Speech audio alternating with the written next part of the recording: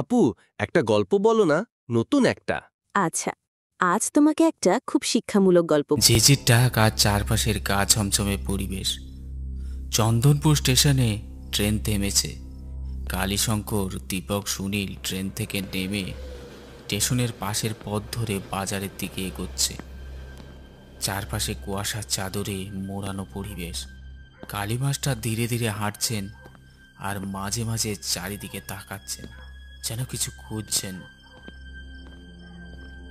দীপক ও সুনীল তার পিছু পিছুই যাচ্ছেন, তাদের মুখেও কৌতূহলের ছাপ।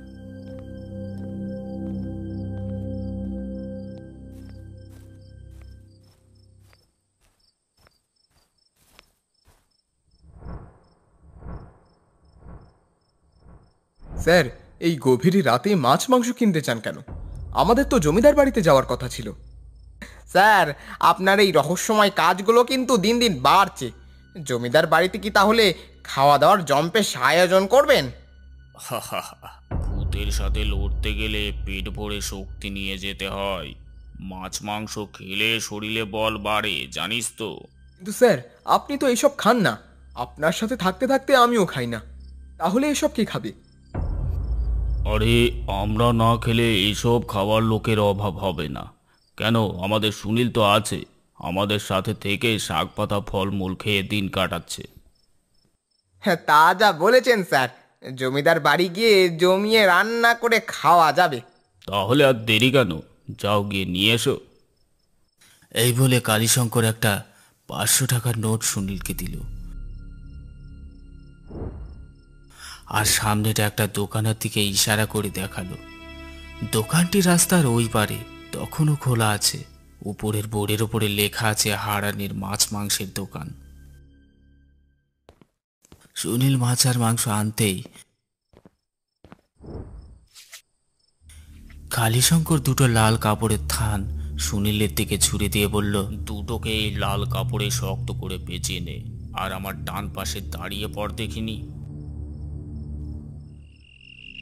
এই বলে কালীশঙ্কর চোখ বুজে বিড়বিড় করে মন্ত্র পড়তে লাগলো, যেন মন্ত্র বলে কোনো অশুভ শক্তিকে আহ্বান জানাচ্ছে।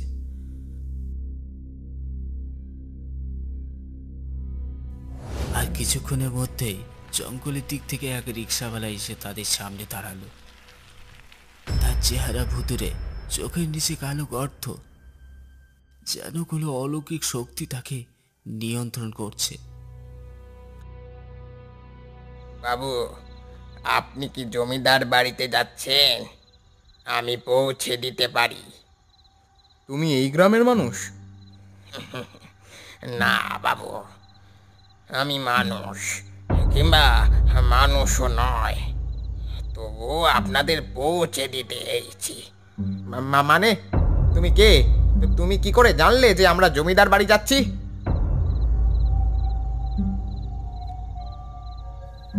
ভূতের কথা বলে তুই কি এদের ভয় দেখাতে চাস?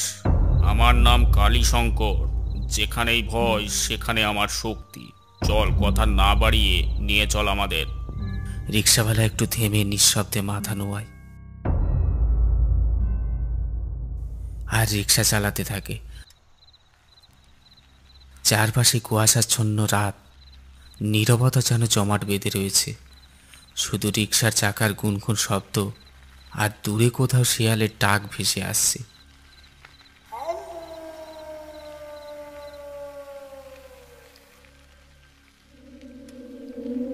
স্যার, দেখেছেন তো, বাড়িগুলোর অবস্থা দেখলে মনে হয় যেন এখানে বড় কিছু ঘটেছে।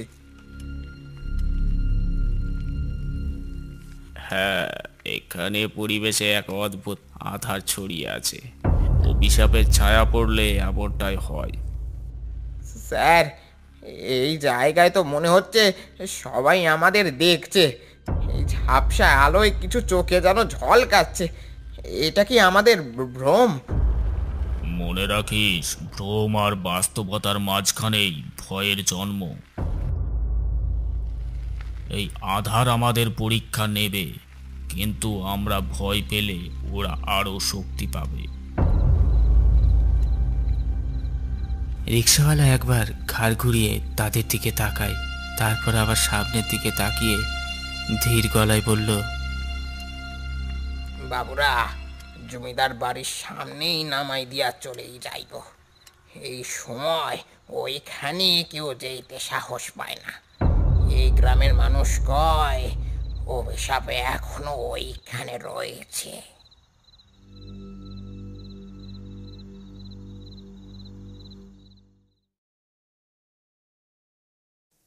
অবশেষে তারা পৌঁছে যান জমিদার বাড়ির সামনে। বিশাল পুরনো বাড়ি, দরজায় জমাট বাঁধা রক্তের মতো লাল রং। বাড়ির চারপাশে গাছের মধ্যে কিছু ছায়ামূর্তি মিশে আছে। বলো, তোমার রিক্সা ভাড়া কত হলো? বাবু, টাকা লয়, ওইখানে শুধু সাহস দরকার। আহা, কি সুন্দর শিক্ষা! তারপর কি হলো? 3 ছেলে টাকা লয়, ওইখানে শুধু সাহস দরকার।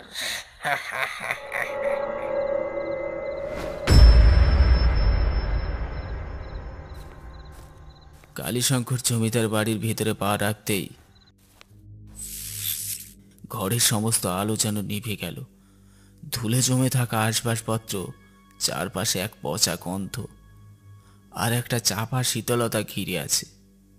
এক কোণ থেকে চাঁদের হালকা আলো এসে পড়েছে, তাতে ঘরের ভৌতিক পরিবেশ আরো দৃঢ় হয়ে উঠেছে। ঠিক তখনই কালীশঙ্করের চোখে পড়ল দরজার কাছে দাঁড়িয়ে থাকা একটা সাদা শাড়ি পরা মেয়ে। তার চুল খোলা, চোখে গভীর দুঃখের ছাপ। চুপচাপ ছায়াটার দিকে তাকিয়ে দৃঢ় কণ্ঠে কালীশঙ্কর বলল, তুই কে? এখানে কেন দাঁড়িয়ে আছিস? আমি সুনন্দা, এই জমিদার বাড়ির মেয়ে।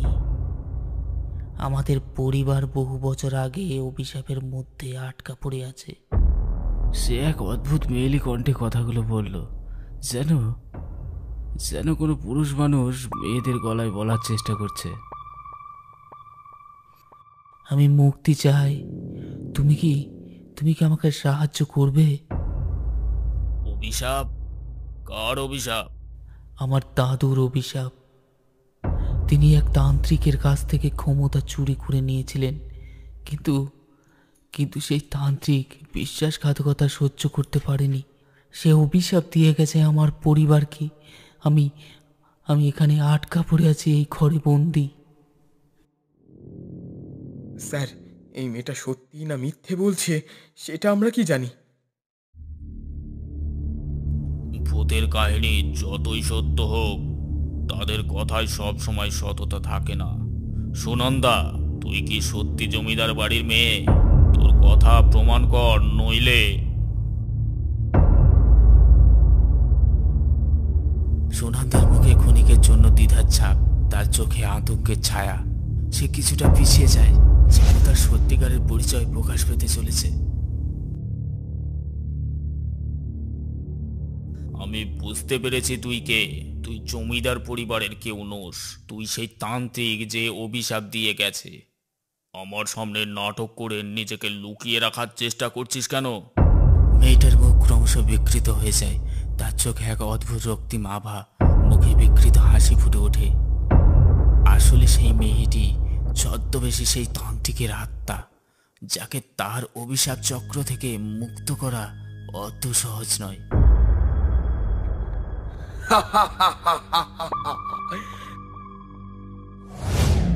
কালীশঙ্কর, তুই কি মনে করেছিস আমাকে পরাস্ত করতে পারবি? এই গ্রাম ও জমিদার বাড়ি আমার অধীন। এখানে তোর শক্তি কিছুই করতে পারবে না। কালীশঙ্কর দৃঢ় পদক্ষেপ করে সামনের দিকে এগিয়ে আসে, তান্ত্রিকের আত্মার দিকে তাকায়। তার চোখে এক ধরনের নির্ভীক সাহস রয়েছে। শোন তান্ত্রিক, যতই শক্তি দিয়ে তুই তোর শক্তির প্রদর্শন কর না কেন, এই বাড়ি আর এই গ্রামকে আমি তোর অভিশাপের শেকল থেকে মুক্ত করব। আজকেই তোর পরাজয় হবে। কালীশঙ্কর আকাশের দিকে মুখ করেন, যেন কোনো অশুভ শক্তিকে আহ্বান জানাচ্ছেন। ওই রে তোরা সব, দেখ তোদের জন্য আমি কি এনেছি। সুনীল, তোর হাতের ওই থলেগুলোকে সামনের টেবিলে রাখ। সুনীল কিছুটা হতভম্ব হলেও কালীশঙ্করের নির্দেশ অনুসরণ করে টেবিলের উপর মাছ মাংসের টুকরের থলেগুলোকে রাখে।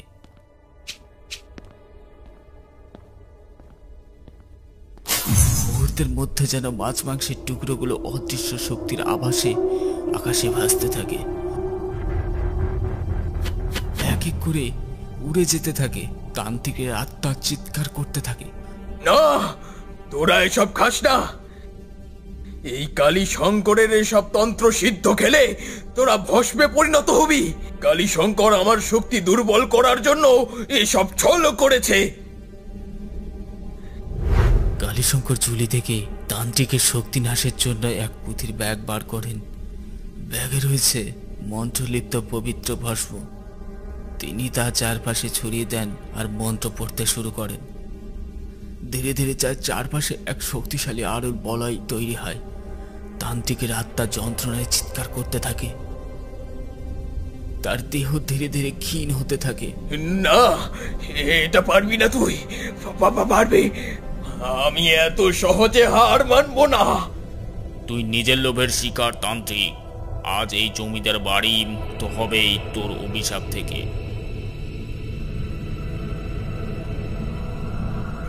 কালীশঙ্করের মন্ত্র পারবি না তুই। তীব্র হতে থাকে। মন্ত্রের শক্তিতে তান্ত্রিকের আত্মা বিলীন হতে শুরু করে, আর তার ভয়ানক চিৎকার ধীরে ধীরে স্তব্ধ হয়ে যায়। চারপাশে আবারও এক নিস্তব্ধতা নেমে আসে। তান্ত্রিকের আত্মা বিলীন হওয়ার পর পুরো ঘরটা যেন এক নিস্তব্ধতার শক্তিতে ঢেকে যায়। ঠিক তখনই ভেসে আসে এক কৃতজ্ঞতার কণ্ঠ। ধন্যবাদ কালীশঙ্কর বাবু, আপনি আমাদের এই বাড়িকে মুক্তি দিলেন। এত বছর পর আমরা শান্তিতে পরলোক গমন করতে পারবো। আমার কাজ শুধু তোমাদের মুক্ত করা, তাই তোমার চিঠি পেয়ে আমি আর সময় নষ্ট করিনি। আর যেখানে অভিশাপ সেখানেই মুক্তির পথ থাকে। এবার তোমরা শান্তিতে মুক্তির পথে গমন করো। কালীশঙ্কর, দীপক, সুনীল ধীরে ধীরে জমিদার বাড়ি থেকে বেরিয়ে আসেন। চন্দনপুর রাতের সেই ভৌতিক পরিবেশ আজ মুক্তির এক নতুন আলোয় ঝলমল করছে। আরেকটা গল্প বলো না আপু। না, আজকে আর নয়, আবার কালকে। ঠিক আছে আপু। তো ছোট বন্ধুরা, এরকম আরও গল্প শুনতে চ্যানেলটি সাবস্ক্রাইব করে রাখো।